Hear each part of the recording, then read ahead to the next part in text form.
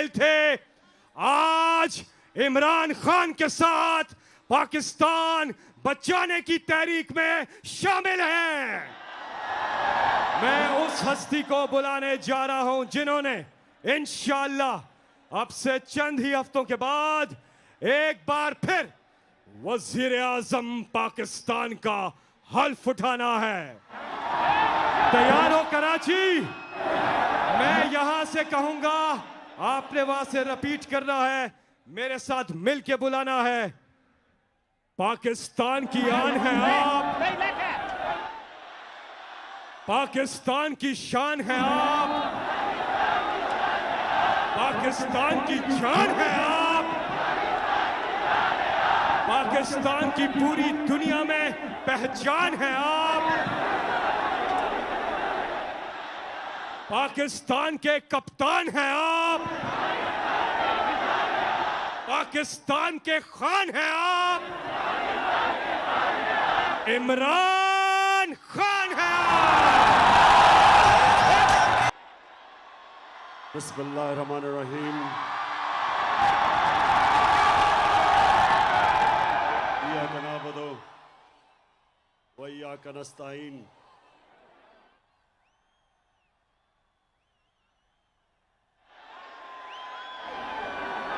कराची, कराची, दिल से आपका मैं शुक्रिया अदा करता हूं। बहुत बहुत शुक्रिया आपका।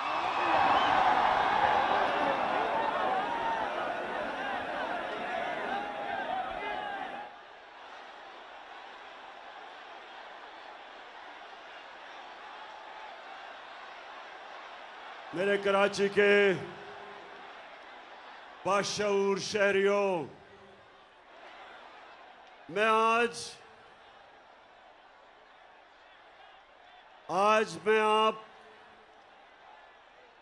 जो मैं आपके सामने आया हूं, बड़ी खास बातचीत करने आया हूं, क्योंकि मसला आपके मुस्तकबिल का है। कराची के लोगों, मसला आपके बच्चों के मुस्तकबिल का है। इसलिए मैं आज आया हूं और मुझे बड़ी खुशी है कि आज मैं सारी जगह पाकिस्तान के झंडे देख रहा हूं, क्योंकि मसला तहरीक इंसाफ का नहीं, पाकिस्तान का मसला है।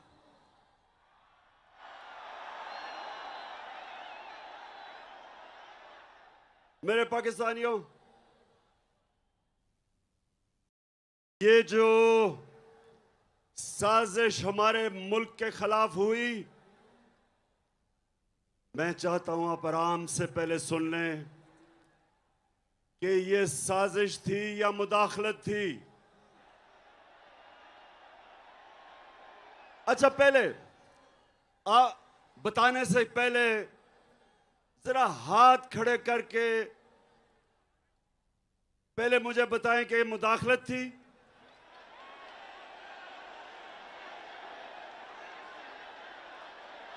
और आप वो बताएं कि ये साजिश थी।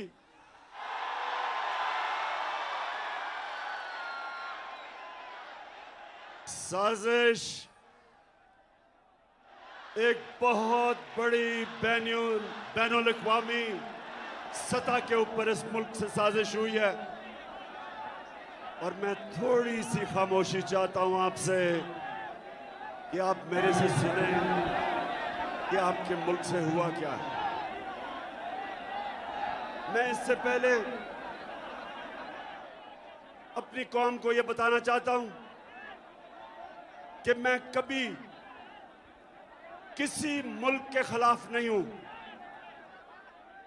ना मैं एंटी इंडियन हूं, ना मैं एंटी यूरोपियन हूं, ना मैं एंटी अमेरिकन हूं।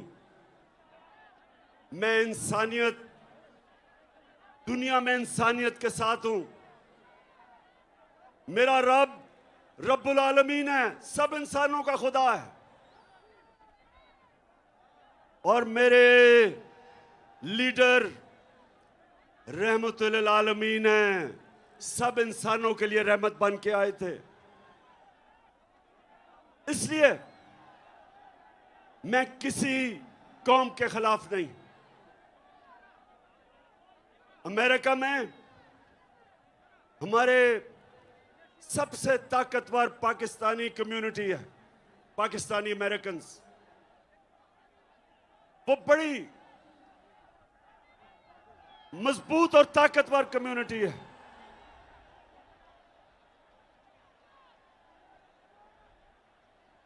और वो भी पाकिस्तान को पैसे भेजते हैं जिस पे हमारा मुल्क चलता है।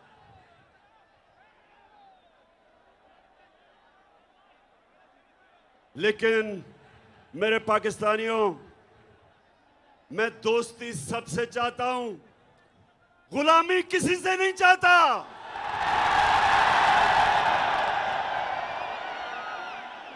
मैंने और पाकिस्तानी कौम सुन लो, ये मैं आज आपको कराची आया या आपको ये बताने के लिए, लोगों ने कहा कि इमरान खान तुम्हारी जान को खतरा है, बैरूनी साजिश भी अंदरूनी भी, माफिया बैठे हुए हैं आपकी जान के पीछे।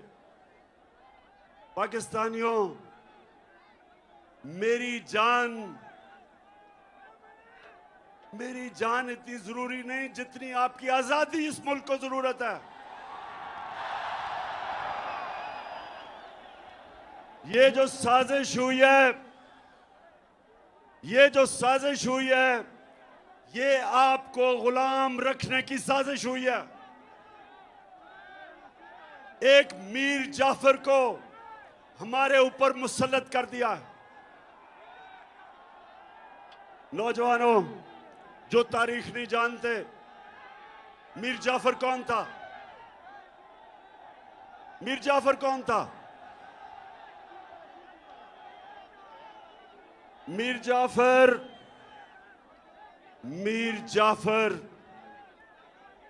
वो एक गद्दार था जिसने अंग्रेजों के साथ मिलके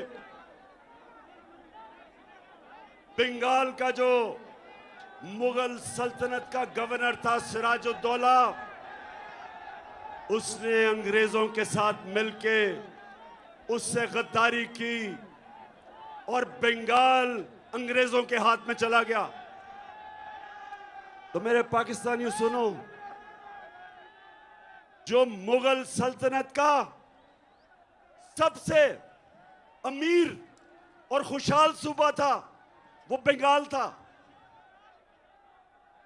और मीर जाफर की गद्दारी की वजह से वो अंग्रेजों के हाथ में चला गया। जानते हैं उसके बाद बंगाल से क्या हुआ? बंगाल के ऊपर अंग्रेजों ने टैक्स लगाए, किसानों से उन्होंने पैसा निकाला, किसान गरीब हो गए, कहत पड़ गया, करोड़ों लोग कहत के अंदर बंगाल में मरे। जब अंग्रेज आया था तो बंगाल सबसे अमीर सूबा था, और जब वो गया तो सारे हिंदुस्तान में बंगाल सबसे गरीब सूबा रह गया। तो मेरे पाकिस्तानियों, यहां भी एक मीर जाफर हमारे ऊपर मुसल्लत कर दिया गया साजिश के तहत। ये हमारा जो मीर जाफर है,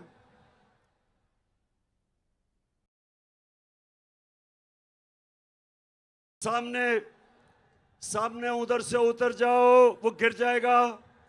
प्लीज नीचे उतर जाओ, उतर जाओ। नौजवानों, मेरी बात सुन रहे हो?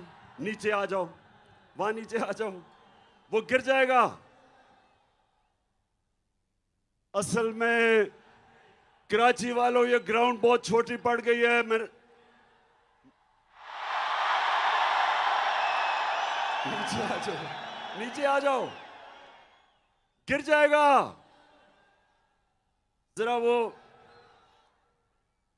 शाबाश। अच्छा जी, हाँ, मैं डीजल पे आ रहा हूं, अभी डीजल पे आ रहा हूं। हमने डीजल की कीमतें नीचे की थी, ये अब आपकी डीजल की कीमतें बढ़ाने वाले हैं। अच्छा, तो मेरे पाकिस्तानियों, ये साजिश क्या हुई? आज से 3-4 महीने पहले हमें पता चला कि अमेरिकी सफारत खाने में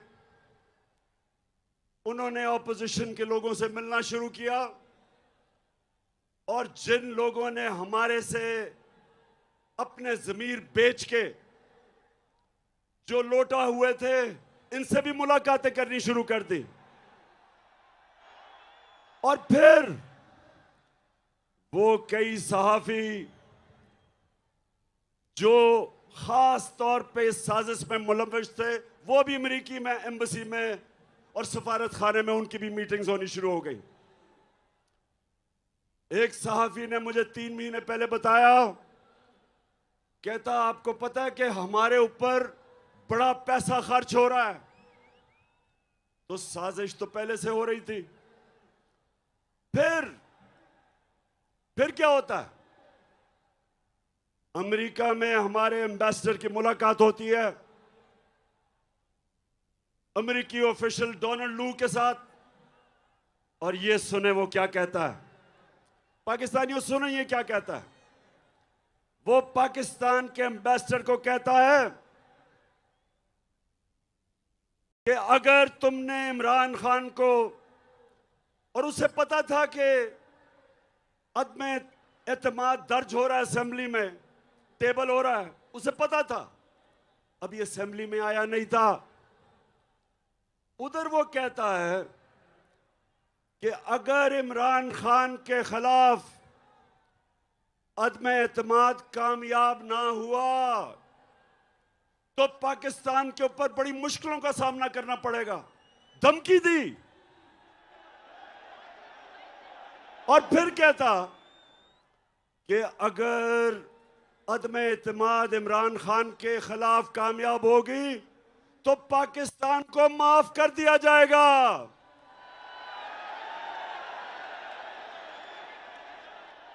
पाकिस्तानियों, मुझे ये बताओ कि इससे शर्मनाक धमकी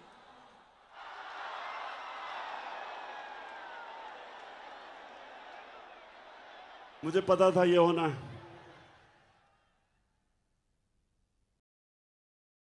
तो पाकिस्तानियों, इससे शर्मनाक धमकी 22 करोड़ लोगों की कौम को दी जा रही है। और किसको दे रहे हैं? मुल्क के प्राइम मिनिस्टर को, इलेक्टेड प्राइम मिनिस्टर को। जरा कराची के लोगों ये गौर से सुनो, और जो भी आज ये सारे पाकिस्तान में हमारे लोग निकले हुए हैं, पाकिस्तानी निकले हुए हैं इस साजिश के खिलाफ, सब सुने। सवाल मासूमाना सवाल यह है कि प्राइम मिनिस्टर तो मैं हूं, तो वो धमकी किसको दे रहा है कि प्राइम मिनिस्टर को हटाओ? प्राइम मिनिस्टर तो मैं था, और वो धमकी दे रहा है कि प्राइम मिनिस्टर को हटाओ। किससे वो कह रहा है बात? किससे मुखातिब है? और उसके बाद साजिश शुरू। हमारे 20 मेंबर ऑफ पार्लियामेंट, उनके जमीर जाग जाते हैं। उनको एकदम पता चलता है कि जो हो तहरीक इंसाफ तो बहुत बुरी है। साथ 20-25 करोड़ जेबों में डाल लेते हैं, और उसके बाद जो हमारे एहतियाती हैं वो भी छोड़ना शुरू कर देते हैं। तो बताओ पाकिस्तानियों के ये साजिश थी या नहीं? हाथ खड़ा करके बताओ। कौन से मुल्क को इस तरह की धमकी दी जाती है? फिर मेरे पाकिस्तानियों, मैं जरा आज आपसे दिल की बात करना चाहता हूं कि फिर क्या होता है। फिर जनाब हमारे स्पीकर डिप्टी स्पीकर वो असेंबली में जाके क्या कहते हैं? उनको जब पता चलता है इस मरासले का, तो वो कहते हैं कि मेरी जो ओथ है, मेरा जो हल्फ है, जो कहता है कि पाकिस्तान की सलामती और पाकिस्तान की खुददारी की मैं हिफाजत करूंगा, ये मुझे इजाजत नहीं देता इस मरासले में जिसमें वाज़ेह तौर पे अदम एतमाद का लिखा हुआ है। और उसने कहा कि मैं अर्जन करता हूं। उसके बाद जो होता है, सुप्रीम कोर्ट फैसला कर देता है। बड़ी हमें तकलीफ होती है, हम सुप्रीम कोर्ट का फैसला मान लेते हैं। फैसला ऐसा होता है कि हमारे हाथ बन जाते हैं। असेंबली में यह भी बता दिया जाता है कि किस वक्त आपने वोटिंग करवानी है। लेकिन मेरे पाकिस्तानियों, आज मैं आप सबके सामने जो बात करना चाहता हूं वो ये कि जो रात के 12 बजे अदालतें खुल गई, मैं पूछना चाहता हूं कि मैं वो क्या जुर्म करना था जो आपने अदालतें खोल दी?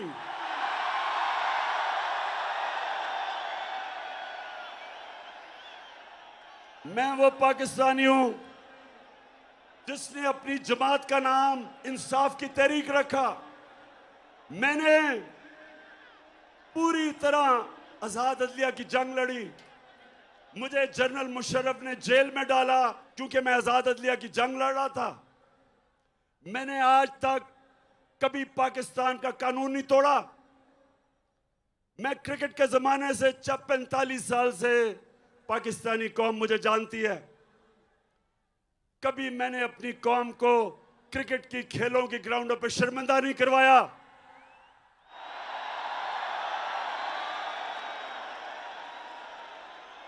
कभी इमरान खान का नाम मैच फिक्सिंग में नहीं आया।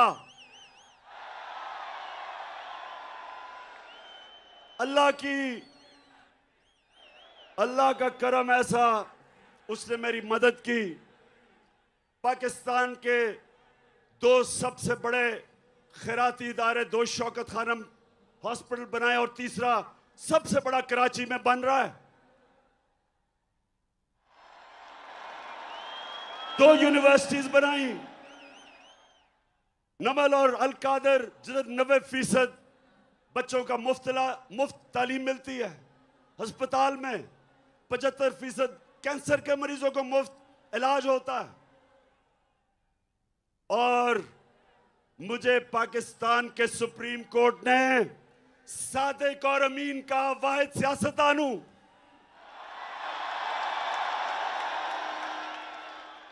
तो मेरा दिल से आज गिला है कि मुझे अदम एतमाद की तहरीक जो मेरे खिलाफ कामयाब हुई, यकीन करें मुझे उसका पहले ही पता चल गया था कि मैच फिक्स हो गया।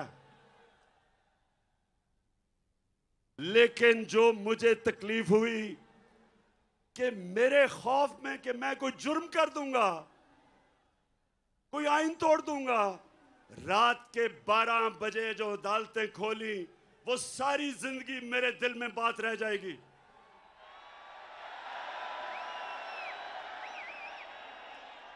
और मैं अपनी अदलिया से 2 और सवाल पूछता हूं कि क्या जब डिप्टी स्पीकर ने अपनी ओथ को सामने रखते हुए, मैं ये सवाल पूछता हूं कि जब उसने वो कहा था कि मुरासला यानी जो साइफर, जो पेपर था, जो डॉक्यूमेंट था, क्या सुप्रीम कोर्ट को कम से कम उसको इन्वेस्टिगेट नहीं करना चाहिए था? इतना बड़ा मुल्क के प्राइम मिनिस्टर को धमकी मिल रही है कि नो कॉन्फिडेंस कामयाब होगी तो हम ताल्लुकात अच्छे रखेंगे। और फिर ये भी कहते हैं, ये सुने जरा, कि अगर वो कामयाब हो गई तो उनको पता था किसने आना है। मीर जाफर अचकन सलवा के तैयार बैठा था और उन्हें पता था कि जैसे ही मीर जाफर आएगा तो वो बड़े जूते पॉलिश करने का वो एक्सपर्ट है, चेरी ब्लॉसम।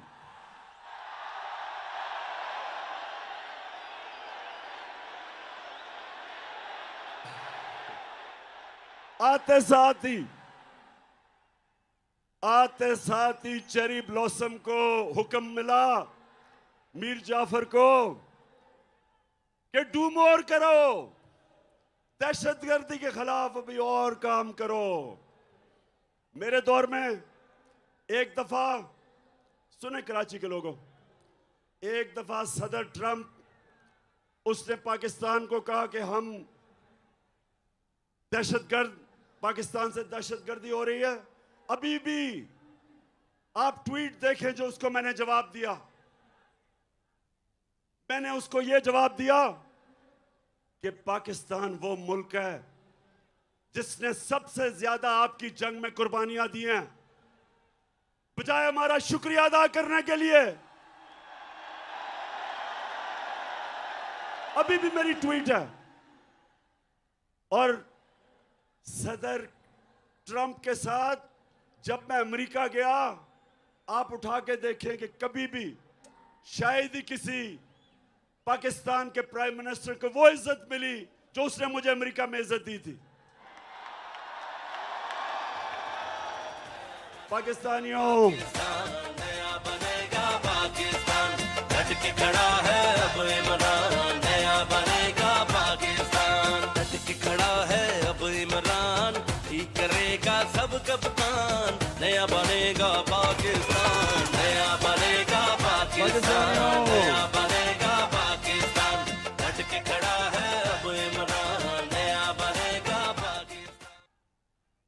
तो मेरे कराची के बाशऊर शहरियों, मैं अमेरिकनों को अच्छी तरह जानता हूं, मैं यूरोपियंस को अच्छी तरह जानता हूं, इन सब सियासतदानों से मैं बेहतर जानता हूं।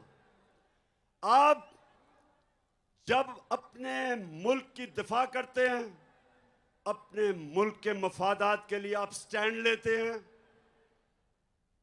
वो आप पे प्रेशर जरूर डालते हैं, लेकिन आपकी वो इज्जत करते हैं। लेकिन जब अब उनके बूट पॉलिश करते हैं चेरी ब्लॉसम से, वो इज्जत नहीं करते।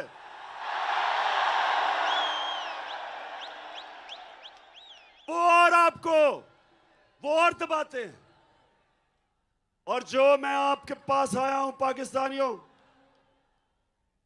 पहले तो मैं अदलिया से आखिरी बात कर दूं कि मैं अपनी अदलिया से दूसरी बात कि रिस्पेक्टेड जजेस, जब एक खुली मंडी लगी हुई थी और बिक रहे थे पॉलिटिशियंस, अपने मैंडेट से गद्दारी, अपने हल्के वाले लोगों से गद्दारी, पाकिस्तान के आईन से गद्दारी, हमारे बच्चों, हमारे नौजवानों के लिए सबके सामने वो लोग जिन्होंने असेंबलियों में जाके पब्लिक को रिप्रेजेंट करना है, जब वो अपने आप को बेच रहे थे, तो मैं अपनी अदलिया से बड़े इज्जत से पूछता हूं कि क्या आपको एक्शन नहीं लेना चाहिए था? आपको सुओ मोटो एक्शन नहीं लेना चाहिए था?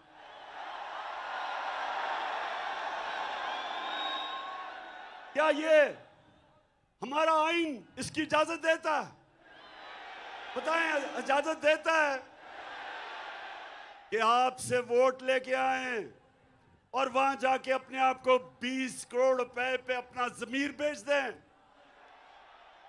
और फिर एक बाहर की साजिश का हिस्सा बन के अब गवर्नमेंट गिरा दें?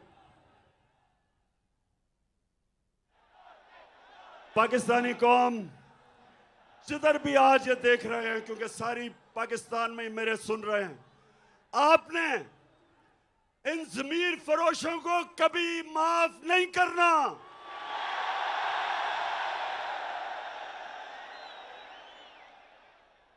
और ये जो पाकिस्तान का मीर जाफर है, ये जो हर जगह सूट पहन के और टाई पहन के फिरता है अपनी आंखों को बताने के लिए, जी मैं भी आप ही की तरह हूं, इसको मुझे ये बताएं कि ये इंपोर्टेड हुकूमत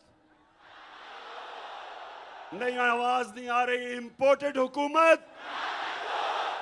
मैं अपने सारे पाकिस्तान, जितने भी पाकिस्तानी और बैरून मुल्क पाकिस्तानियों को आज खास तौर पे मैं यहां से आपको सलाम पेश करता हूं कि जिस तरह आप निकले हुए हैं, आप इस साजिश के खिलाफ निकले हुए हैं,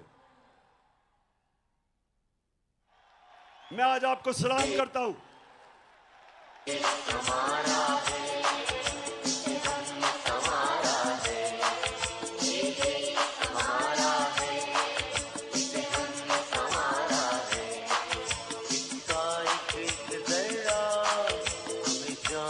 प्यारा है इसका एक जरा हमें जान से प्यारा है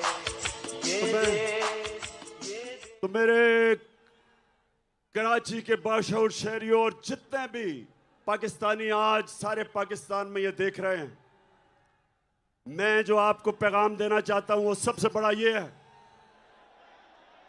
कि अगर ये साजिश कामयाब हो जाती है तो यह याद रखना, कोई पाकिस्तान का प्राइम मिनिस्टर अमेरिका की धमकी के सामने खड़ा नहीं होगा।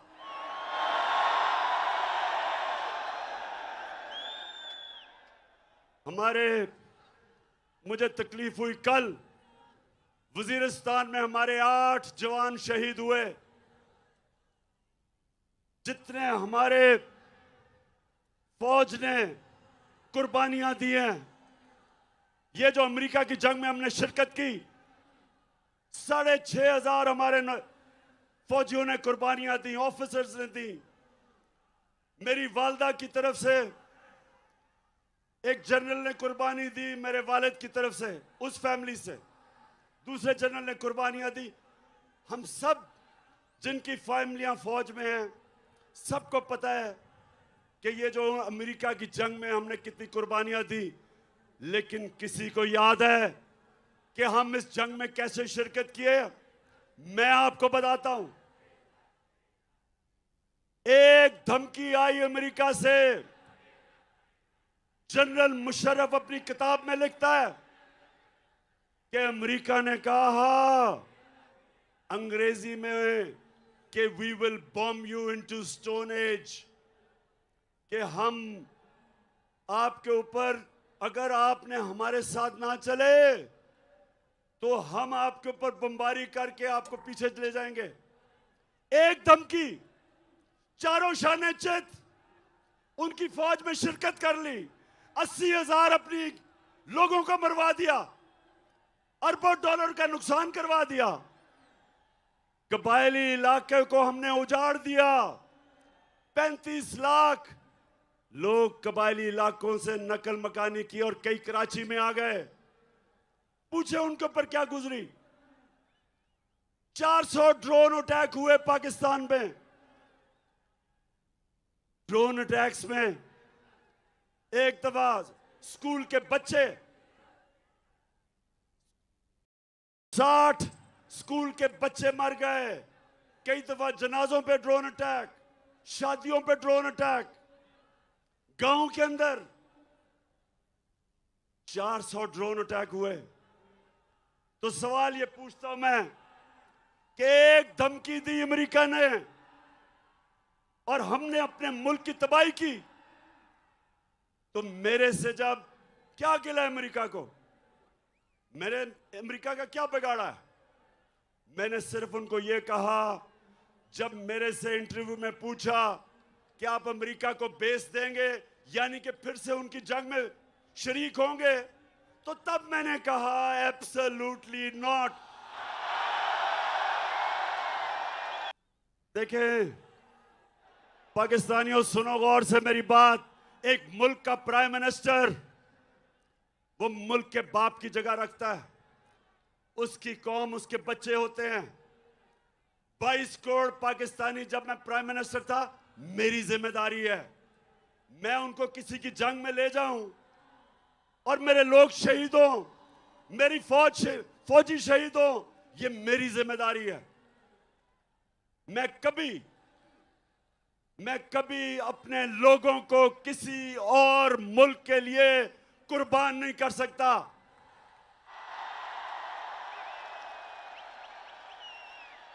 मैं चेरी ब्लॉसम बूट पॉलिश नहीं हूं।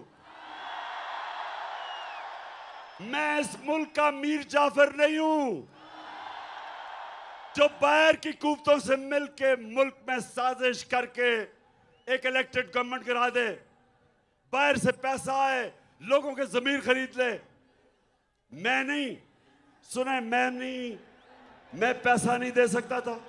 हमारी 4 गवर्नमेंट्स थी, 4 हुकूमतें थी हमारी। मैं नहीं पैसा खर्च करके इन लोगों को वापस खरीद सकता था। मैंने सिर्फ अवाम का पैसा, गवर्नमेंट का पैसा, अवाम का पैसा, मैंने वही पैसा चोरी करके जमीर खरीदने थे।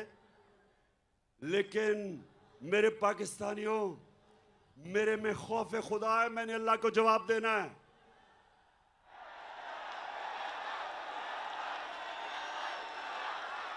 और मैं क्या अपने नौजवानों के लिए, अपने बच्चों के लिए मैं क्या मिसाल दूंगा कि मैं अपनी हुकूमत बचाने के लिए रिश्वत दे रहा हूं, जमीर खरीद रहा हूं। क्या जवाब दूंगा मैं अल्लाह को और अपनी अवाम को?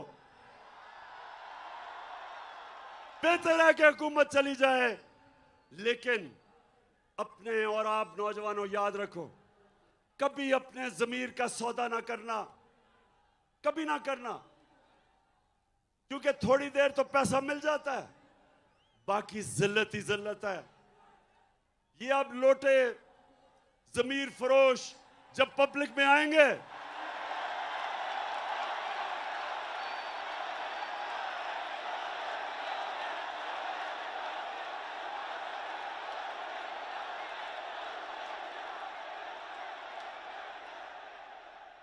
तो मेरे पाकिस्तानियों, कराची के बाशऊर लोगों, मैं इसलिए आपको कह रहा हूं कि अगर ये साजिश कामयाब हो गई, इसी तरह धमकियों में हमारे प्राइम मिनिस्टर घुटने टेक देंगे, अपने लोगों के मफादात के खिलाफ, अपने लोगों के मफादात कुर्बान करेंगे किसी और ताकत के लिए। इसलिए जरूरी है कि ये मीर जाफर की हुकूमत को हम कामयाब ना होने दें।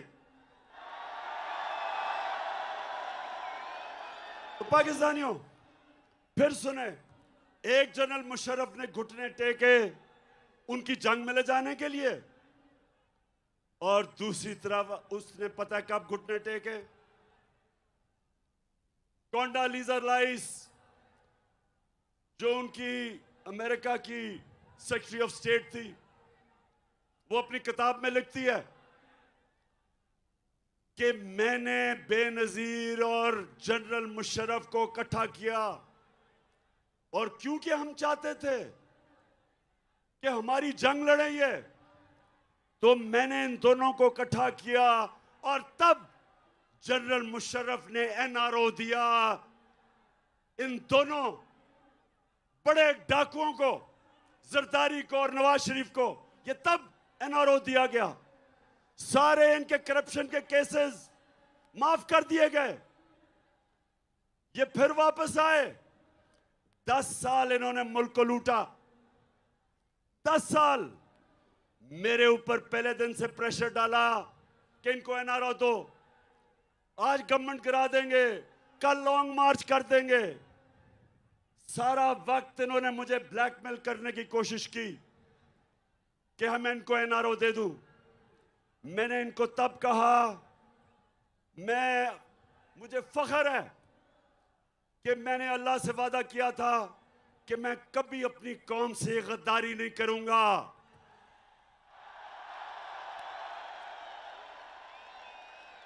एनआरओ अब क्या हुआ है? जो सबसे बड़ा जुल्म है, ये अब मैं आपको बताने लगा हूं। मैं क्योंकि मगरबी माशरे को जानता हूं, आप यकीन करें मेरे पाकिस्तानियों कि शहबाज शरीफ के ऊपर 40 अरब रुपए के करप्शन के केसेस हैं एफआईए और नैब में। 40 अरब।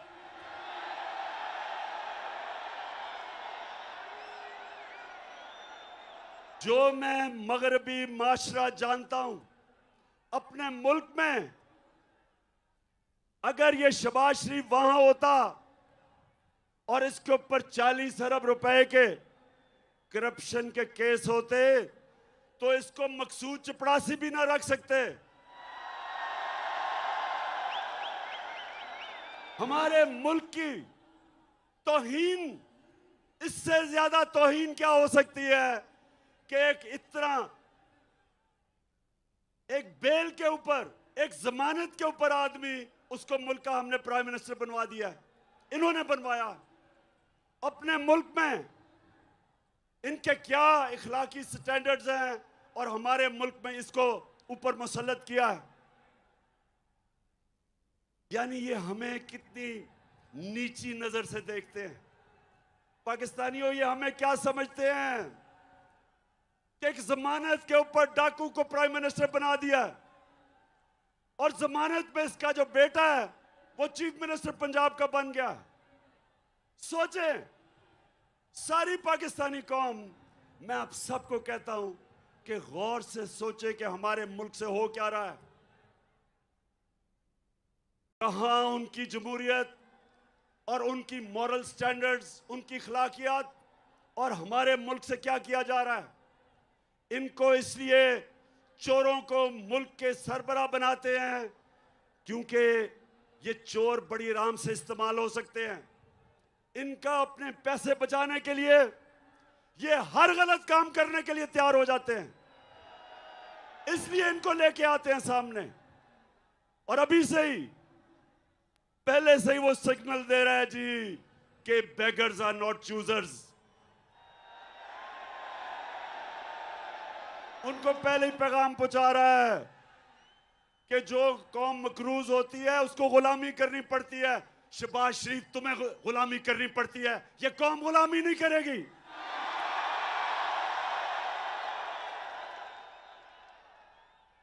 कराची के लोगों, जो अब आगे होने जा रहा है, मैं इसलिए आप सबके पास आया हूं। अब ये क्या करेंगे? जब आपने बाहर से साजिश के तहत हमारे ऊपर अमेरिकनों ने इसको मुसल्लत कर दिया है, अब ये क्या करेगा? सबसे पहला काम इसने क्या किया कि जो 16 अरब के इसके ऊपर केसेस थे, जो नौकरों के नाम पे इसने 16 अरब रखे हुए थे, जिस एफआईए ने इन्वेस्टिगेट किया था, जिस ऑफिसर ने, सबसे पहले इसने उसको फारग किया, सबसे पहले उसको निकाला है। फिर लाहौर नैब पे इन्होंने फिर आदमी लेके आया है जो इनके केस खत्म करेगा और दूसरों के ऊपर केस बनाएगा, इंतकामी कार्रवाई करेगा। ये है पाकिस्तानियों, ये है पाकिस्तान जिधर आज खड़ा कर दिया है कि वो लोग जो 30 साल से मुल्क को लूट रहे थे, उनको वापस मुसल्लत किया हमारे ऊपर। और वो अब क्या करेंगे कि हमारे दौर में जिन ऑफिसर्स ने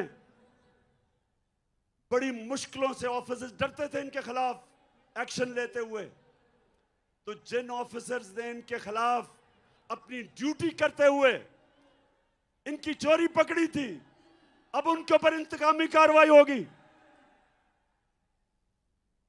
क्या मिसाल जाएगी बाकी गवर्नमेंट ऑफिसर्स को, ब्यूरोक्रेट्स को? सब डरेंगे, सब डरेंगे इनके कभी भी आगे ताकतवर के ऊपर एक्शन लेते हुए।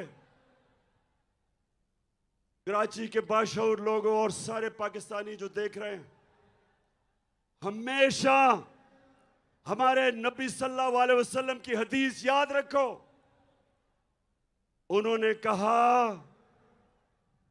आज से तकरीबन 1500 साल पहले उन्होंने कहा कि वो कौमें बर्बाद हो जाती हैं जिधर जब छोटा चोर चोरी करे तो जेल में और बड़ा डाकू चोरी करे तो इंसाफ का निजाम उनको नहीं पकड़ सकता। उन्होंने बताया कि ये है वजह कौमों की बर्बादी की। और पाकिस्तानियों, ये देख लो आपके सामने कि सारे चोर आ गए हैं वापस।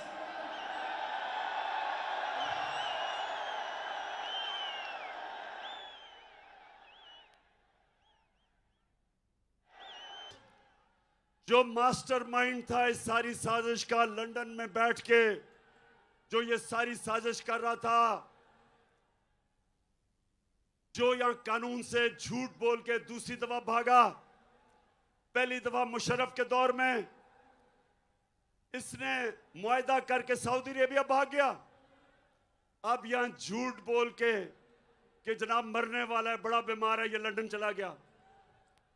अब वो तैयारी कर रहा है वापस आने के लिए। अब पाकिस्तान का सारा इंसाफ का निजाम ट्रायल पे है। सारी कौम अब देख रही है कि हमारा इंसाफ का निजाम क्या ये ताकतवर डाकुओं के खिलाफ खड़ा हो सकता है या नहीं। मैं अपनी अदलिया, अपनी नैब, इन सब से पूछता हूं कि अब क्या करेंगे आप। इन्होंने तो पहले अपने सारे करप्शन के केसेस माफ करवाए हैं, अब जब फिर करेंगे ये सारा, ये वो हमारे मुल्क को नुकसान पहुंचाने वाले हैं जो कोई दुश्मन नहीं पहुंचा सकता। इसलिए मैं आपके पास आया हूं। ये वक्त है मेरे पाकिस्तानियों, ये वक्त है आप सबको अपने मुस्तकबिल के लिए, आप सबको निकलना है। अपनी गलियों में निकलना है, गांव में निकलना है, शहरों में निकलना है। ये आपने जुल्म, नाइंसाफी, साजिश अगर आपने ये कबूल कर ली इस मुल्क में, मैं आज आपको कह रहा हूं आपके बच्चे आपको माफ नहीं करेंगे। एक दफा एक कौम करप्शन को बुरा नहीं समझती। जब वो करप्शन को एक्सेप्ट कर जाती है, जब बुराई को बुरा नहीं समझती, तो वो कौम की तबाही हो जाती है, वो कौम नहीं बचती। मौलाना रूमी ने यही कहा कि जब कौम अच्छे और बुरे की तमीज खत्म करती है, मर जाती है। हमारे लिए ये एक डिफाइनिंग मोमेंट है। मैं फिर से कहता हूं कि मुझे बड़ा काजी आपके खिलाफ साजिशें हैं, आपकी जान को खतरा है, मेरी जान से ज्यादा पाकिस्तान को खतरा है। ये मैं अपनी सारी पाकिस्तानी कौम को कहता हूं, इस साजिश को आपने कामयाब होने दिया। मैं फिर से कहता हूं, ये वो अल्लाह की नेमत है पाकिस्तान। ये एक अजीम मुल्क बन सकता है। इसमें सब किस्म की अल्लाह ने नेमतें दी हैं। लेकिन कोई भी मुल्क, जिस मुल्क के ऊपर चोरों को आप मसलत कर दें, वो कोई मुल्क आगे नहीं बढ़ सकता। और सिर्फ यही नहीं कि वो करप्ट हैं, वो बाहर के एजेंडा पाकिस्तान पे चलाएंगे। मैंने किस चीज से अमेरिका नाराज हुआ? एक ये कि जी मैंने कहा कि हम नहीं मानते, हम अमन में आपके साथ हैं, जंग में आपके साथ नहीं हैं। दूसरा, जब मैं रूस में गया तो हमने उनसे कहा कि हमें तेल और गंदम चाहिए। दोनों, तेल भी 30% कम पे वो हमें दे रहे थे और गंदम भी 30% कम पे हमें दे रहे थे। तो मैं वैसे कराची आपके जुनून को सलाम करता हूं।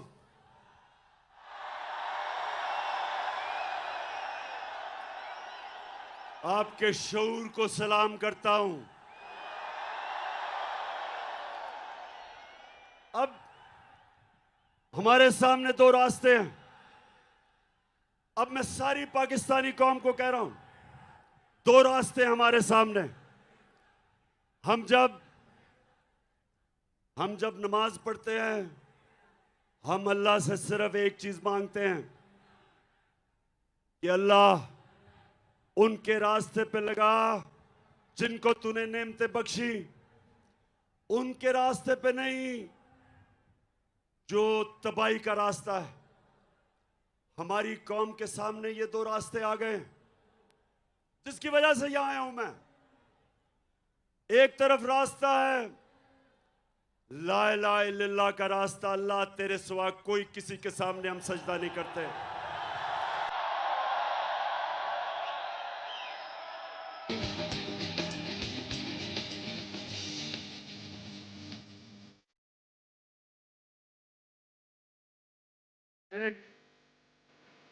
एक या अल्लाह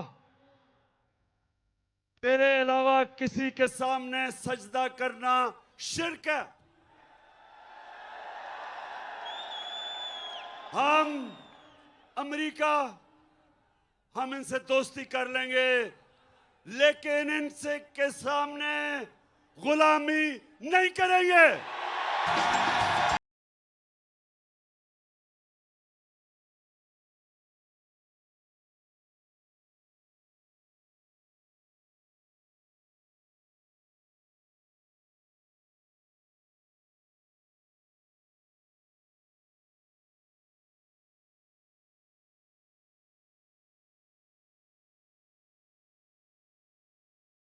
हमारा दूसरी बात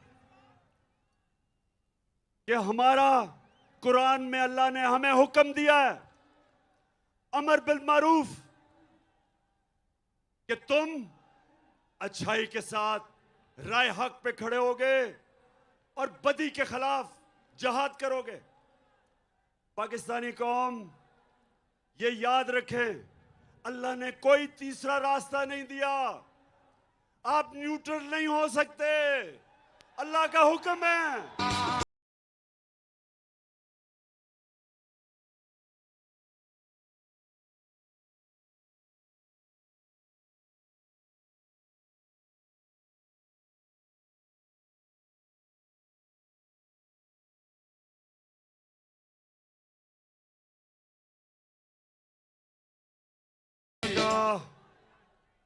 अल्लाह का हुक्म है कि ये तुम चोरों और डाकुओं के खिलाफ जहाद करो। आप राय हक पे चले, उसका हुक्म है। आप ये नहीं कह सकते मैं तीतर और बटेर हूं, या एक है या दूसरा है। तो मेरी सारी कौम को आज मैं पैगाम देना चाहता हूं, चाहे वो नून लीग के लोग हैं, चाहे वो पीपल्स पार्टी, चाहे वो MQM, सबको मेरा पैगाम है कि अल्लाह का हुक्म है। इस वक्त जब एक बड़ी साजिश होके एक मुल्क में रजीम चेंज की गई और मीर जाफर को ऊपर बैठा दिया, आप सब पे फर्ज है कि पहले तहकीकात कर लें। और हमने कहा है कि जो मुरासला है ये जुडिशल कमीशन बैठे चीफ जस्टिस के नीचे और उसके बाद फैसला करें कि ये ठीक है या नहीं है, क्योंकि हमें पता साजिश हुई है। लेकिन जब हमने सारी असेंबली को कहा कि आके खुद नेशनल असेंबली की सिक्योरिटी कमेटी में इसको आके देखें, तो मुझे अफसोस से कहना पड़ता है कि इनके मीर जाफर ने तो आना नहीं था, वो तो साजिश का हिस्सा है, लेकिन बाकी इन MNS तो आके देखते। फिर स्पीकर ने कहा कि आके देखो, तब भी ये नहीं आए। तो अगर ये आपको पता है, आपको जब ये पता चल जाए कि ये इस जो मुरासले में वाकई रजीम चेंज का और नो कॉन्फ्रेंस का लिखा हुआ है, तो उसके बाद आप कैसे इनका साथ दे सकते हैं? कैसे आपका ज़मीर मानता है इनका साथ देने में? कैसे आप एक बैरूनी साजिश का हिस्सा हो सकते हैं? तो मैं आप सबको कहता हूं कि ये टाइम है, आप सारे पाकिस्तानी मिलकर निकलें और कहें, एक डिमांड कहें कि हमें इलेक्शन चाहिए, हमें इलेक्शन चाहिए।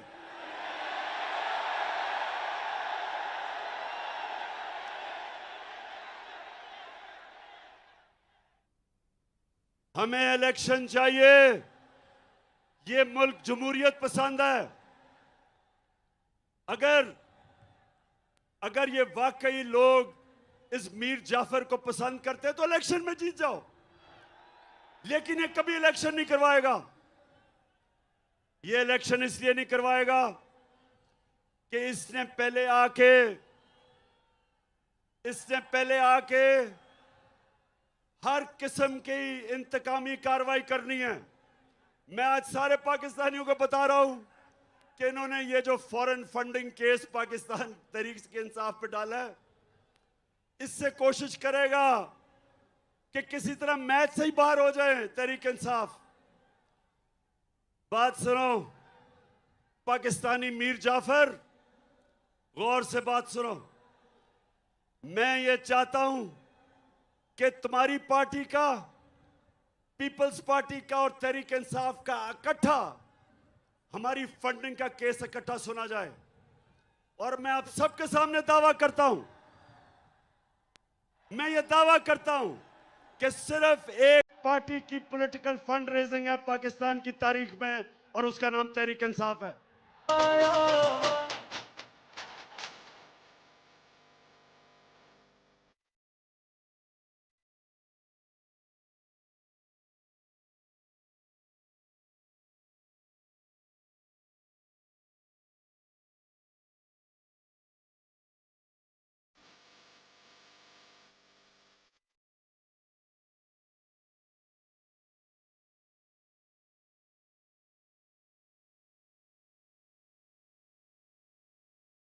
इन्होंने ये, मैं आपको शरीफ माफिया की डॉक्ट्रिन बता दूं, ये क्या करेंगे।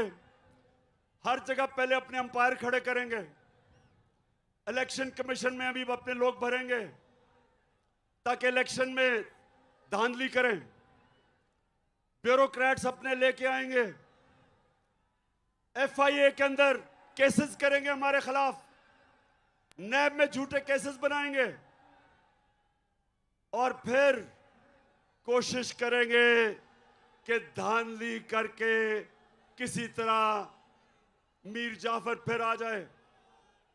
मैं आज सारे पाकिस्तान को कहना चाहता हूं कि हम मजबूत इदारे चाहते हैं। हम नहीं चाहते कि हमारे इदारों को किसी तरह कोई कमजोर करे। मजबूत इदारे से मजबूत कौम बनती है। लेकिन ये जो करने जा रहा है, जो इन्होंने हमारे सोशल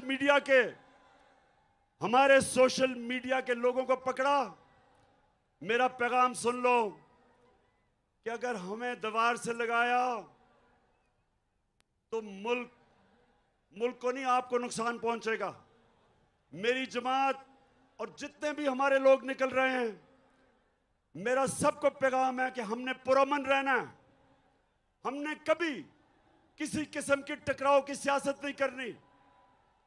हमारे ही लोग हैं, हमारी पुलिस है, हमारी फौज है, हमारे इदारे हैं। हमने किसी किस्म का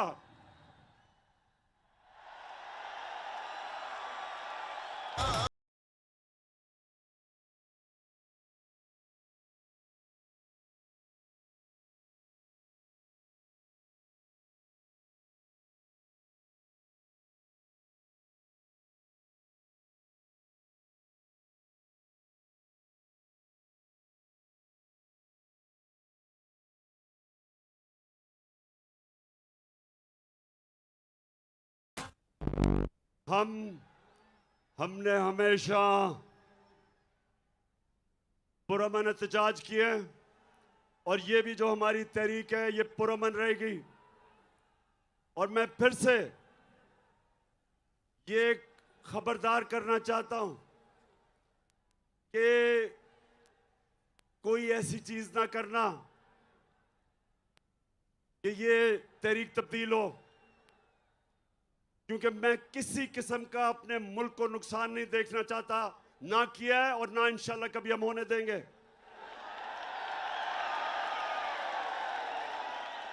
लेकिन मेरे पाकिस्तानियों, आखिर में अब सब तैयारी करें। आज जिधर भी पाकिस्तान में ये देख रहे हैं, मैं पहले तो सब आपका शुक्रिया अदा करता हूं कि आप मेरी कौम पाकिस्तान के लिए बाहर निकले हैं। मैं बैरून मुल्क पाकिस्तानियों फिर से आपके जज्बे को सलाम करता हूं। मैं सोशल मीडिया के जो हमारे पाकिस्तानी एक्टिविस्ट हैं, जो कीबोर्ड वॉरियर्स हैं, मैं आज आपको भी सलाम करता हूं कि आपने ये जो इंपोर्टेड हुकूमत नामंजूर, वो ट्रेंड आज भी दुनिया में सबसे ऊपर है। मैं आपको सलाम करता हूं। और मैं इंशाल्लाह लाहौर मीनारे पाकिस्तान पे एक जुमेरात को जो जलसा करूंगा, मैं अपने लाहौर के लोगों को भी जानता हूं। इंशाल्लाह 11 पार्टीज ने मिलकर भी जो किया था, वो आप देखेंगे कि लाहौर के लोग जब निकलते हैं मीनारे पाकिस्तान में, सारी कौम देखेगी लाहौर के लोगों को। और हमारा एक पैगाम होगा कि हम कभी भी इस इंपोर्टेड हुकूमत को मंजूर नहीं करेंगे। और हम एक चीज चाहते हैं, हम इलेक्शंस चाहते हैं। हम इस मुल्क में इलेक्शन चाहते हैं। सारी कौम इलेक्शन के लिए तैयार है। आप तैयार हैं इलेक्शन के लिए? और फिर से मेरे से वादा करना है आपने कि आपने सबक सिखाना है इन जमीर फरोश लोटों को इलेक्शन में।